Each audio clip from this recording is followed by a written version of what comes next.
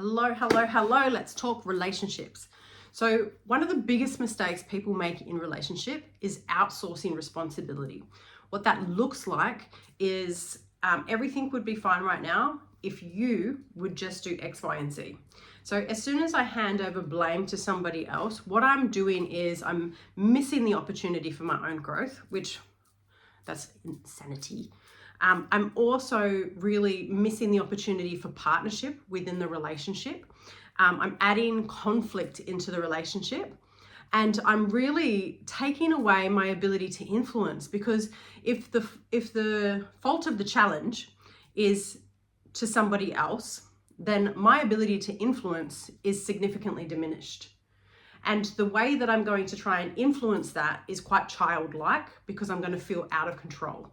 So what we want to do is we want to come back into the point of control, or more realistically, back into the point of influence, where I have an ability to influence the situation, so that I'm able to get us back into partnership, and we're able to actually be able to move forward in a way that is building towards the common outcomes in which we seek. So instead of going, this is all your fault, blah, blah, blah, what we want to do is we want to listen to the language in which we're having in the dialogue of our mind, as far as how we're actually describing the situation.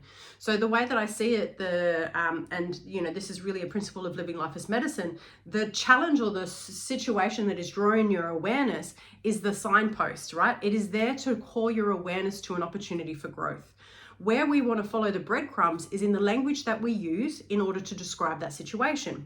And so, okay, my partner is pissing me off, or whatever. How are you describing that situation? What is the specific language that you're using? And when you're expressing that story, whatever that story is, I want you to really listen for the words that hold the most amount of emotional response in your body. And when you can find those words, you will be able to then reverse engineer where this comes from for you. Because what we know is that the projection that we have on other people is really a reflection of who we are internally, and the internal relationship that we have between our masculine and feminine energies. And so we can actually utilize the relationships that we have with other people to really be able to improve the quality of the relationship that we have with ourselves, and vice versa. So it's like a beautiful feedback loop that we're actually able to tap into, and by doing so, improve both simultaneously, which, yay, efficiency. We love efficiency. So if you can find that language that is the most emotive, then that's going to give you an indicator of the reflection point. So say, for example, if I've labeled my partner as lazy, if I've labeled them as inconsiderate, if I've labeled them as selfish, whatever, we can use those words to actually reflect that back in, because if the projection is there, it means the reflection is there. So first question you want to actually be looking at is, where am I doing that, right? Where am I being lazy? Where am I being inconsiderate? And you can also look at it from the standpoint of the masculine feminine energy. So if we have the label of reflection, then the first thing you want to do is actually make a commitment to improving the expression of that part of yourself for yourself. So if my partner's being lazy around the house, but I have to acknowledge the fact that I'm actually being really lazy with my health, the first commitment that we make before we even have a conversation with the partner is going to be around my commitment to my health, right? And so you want to bring that, whatever that projection is, back into self, back into ownership around, where am I doing that thing, and why is there an opportunity for me to step up in that area. Then we can look at it between the masculine and the feminine. So really looking at, well, is this an expression of the masculine and the feminine, or how is the masculine and feminine out of partnership in regards to this situation? So does the feminine feel unheard? Does the masculine feel unappreciated? Is the masculine not following through? Is there not enough structure? Is the feminine being chaotic or controlling? Like, we want to actually look at how can we improve that in self first. And you can really find that out by looking at the dynamic outside of self.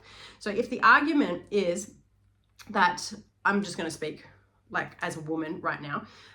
So as a woman who's in a heterosexual relationship, and of course this does still work the same way if you're in a homosexual relationship. One person will hold the pole or the polarity of the feminine, one person will hold the polarity of the masculine. So just tap into who that is. and what role you play. But if you look at it from the standpoint of like, okay, well, is my feminine shutting down?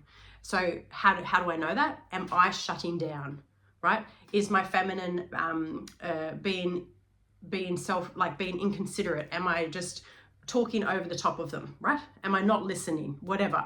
And so whenever we can see what we're doing practically in the relationship and how we're meeting the dynamic and how our partner is meeting the dynamic, what we can do is we can take that insight and we can go, that's what's living within me, right? That's how I'm actually relating to myself.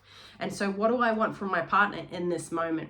So because I'm generally holding the feminine pole, what do I want from my partner in this situation or in this moment? Maybe it's more listening. Maybe it's support. Maybe it is being decisive, whatever it is. So then we can go, okay, cool. Well, internally, where do I need to be that thing, right? How can I do that for myself first? So we're owning the label. We're owning the dynamic. And we bring all of those things into ourselves and make the commitment. Now that we've actually done that, we can look clearly at the situation outside of ourselves and ask for what we actually need, because you are an asshole and you need to change is not the answer. What the answer could be is something along the lines of, hey, this situation isn't working for me. It's reminding me of X, Y, and Z from my past. I really don't want to be in that. And I want to find a way in which we can work together to ensure that we both feel X, Y, and Z needs, insert here, that you perceive are missing, moving forward. And I would like your help to be able to find a resolution to that. Now that's a whole different conversation, because now instead of you being the problem, the challenge is the problem, and we're working together on the challenge. And so we're looking at it from the standpoint of partnership. Now, you know, I'm talking about relationships here right now as far as intimate relationships, but ultimately you can take the same philosophy and you can literally cross-pollinate it onto fucking everything, right? So the relationship that you have with your children, the relationship that you have with your boss, the relationship that you have with your friends, the relationship that you have with money, the relationship that you have with your body, the relationship that you have with authority. Like it's never ending. So you can really take this and actually start utilizing these challenges and points of awareness or signposts that life is providing for us to be able to reverse engineer personal ownership, personal influence, and really starting to grow through those opportunities of challenge. Now, here's the benefit of this. What we end up doing is we minimize the amount of time that we're spending in suffering, and we maximize the amount of time that we're spending in grace, because we're learning the lessons faster. And that, my friend, is what it is all about. So here is to you living life as medicine. I would love to hear from you. How did you go with this? What are you noticing for yourself? Have you put this in place? How does it resonate? Let me know in the comments below.